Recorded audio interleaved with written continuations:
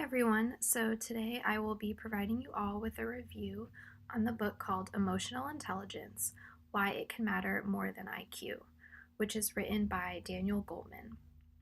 So for this assignment, we were instructed to choose a book either related to business or leadership or both of those aspects. And when I was doing my research, I wanted to find something that would specifically help me as a person. And so I don't necessarily want to start my own business or own my own practice or do anything of that sort, but I do think that we all can learn a little bit about what it takes to become a good leader, because as future physical therapists, leading and teaching is something that we will be doing in our everyday practice.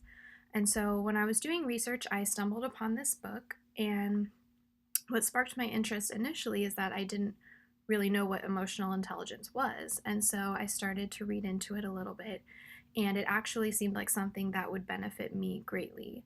And so to start off, I will explain what emotional intelligence actually is, since most of you may not be aware of that. So, your emotional intelligence can either be referred to as your EI or your EQ. For this video, I will be referring to it as your EI, as this author did. And so this term was first created by two researchers named Peter Salovey and John Mayer. And then the term then became popular after Daniel Goleman wrote this book with the title in 1966, which is the book that I just read.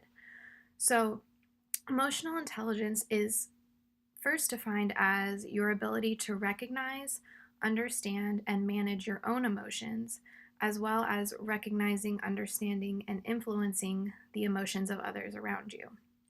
And so, in a more practical sense, your EI involves being aware of your emotions, understanding how they impact your behavior on a day-to-day basis, and how they impact those around you, both in a positive or negative way.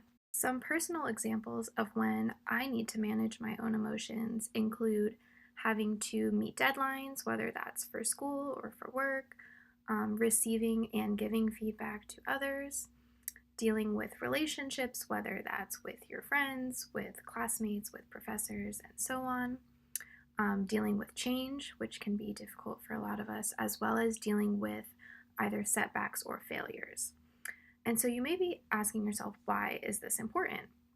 And so I believe that this is an important topic because our emotions actually precede our thought process, and they can change the way that our brain functions. They can even decrease our cognitive abilities, affect the way you make decisions, as well as affect your interpersonal skills with other people.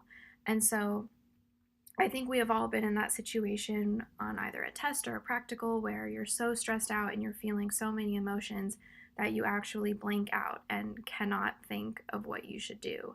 And this is just a great example of how your emotions can affect your cognitive abilities. So one aspect of this book that I really enjoyed was that the author, Daniel Goleman, cites a lot of research.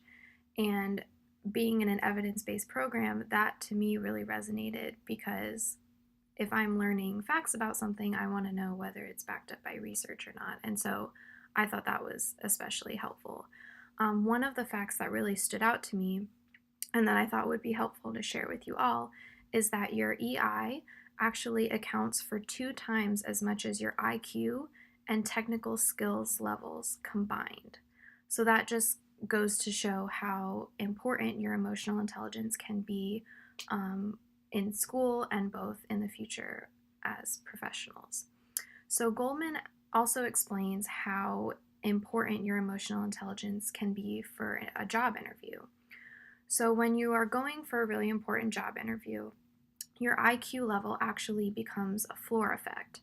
So everyone considered for that really important job tends to have that same really high IQ score. It is actually your emotional intelligence that can set you apart from everyone else and can become the discriminatory factor for the people hiring you and can help show that you may be better fit for the job than someone else. Also in this book, Goleman goes into great detail about certain specific emotions and how they can affect your mood, your actions, and how they even affect your brain on a neurological level. And so this was something that I really enjoyed about reading this book because he explains emotional intelligence in a more scientific way, which is a way that I think most of us can understand quite well, um, as he explains what specific areas of the brain are being changed or utilized in certain emotions. And so, one quote that stuck out to me that has to do with worrying and anxiety, and even can affect people with superstitions, which is something that a lot of us can deal with in a high stress environment, such as grad school. And so, the quote goes, "To the primitive limbic brain, there is something sort of magical about worrying and having anxiety. The worry psychologically gets the credit of preventing the danger that it obsesses about." And to add on to that quote, he also stated that worrying can amount to a mental addiction.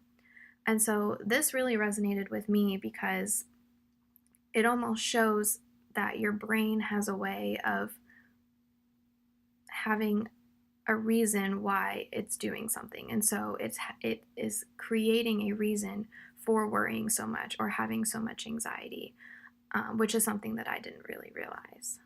Later on in the book, Goldman gives several examples that sort of explains how emotional intelligence can be ingrained in us and how it can be seen in very young children, even as young as 3 to 4 years old. Um, but it can also be something that is learned through practice and time. And so this can be referred to as emotional intelligence training or social emotional training. And so the reason why this can be so important for people that struggle with emotional intelligence is that it helps to increase your self awareness. It can actually cause a neuroscience based change in your brain. It can help unleash the best that you have to offer, whether it's in relationships, in your workplace, or in school. It can also help to create a better workforce culture, by improving the quality of relationships and also increasing accountability between coworkers. And lastly, it can actually create exceptional leaders, which I think is probably the most important takeaway of this.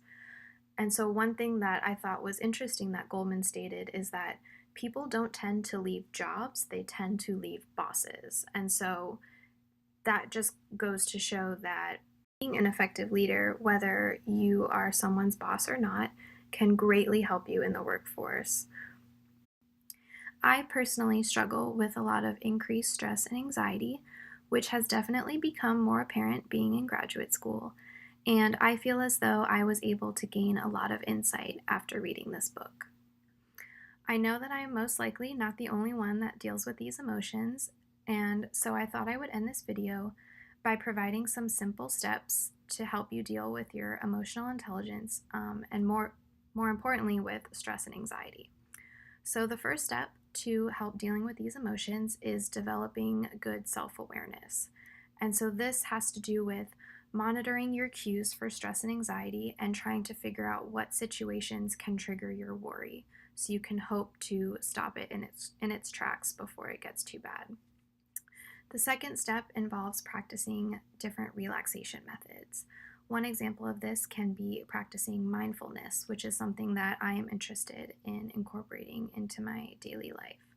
And lastly, you want to take a critical stance to your assumptions.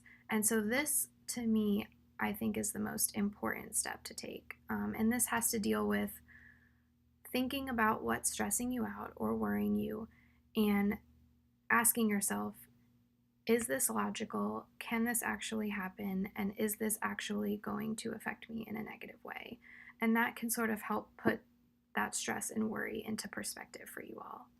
So I hope you all found this helpful, and I hope that you at least learned a little bit about what emotional intelligence is and how it can be beneficial for you both in school and later in your professional life.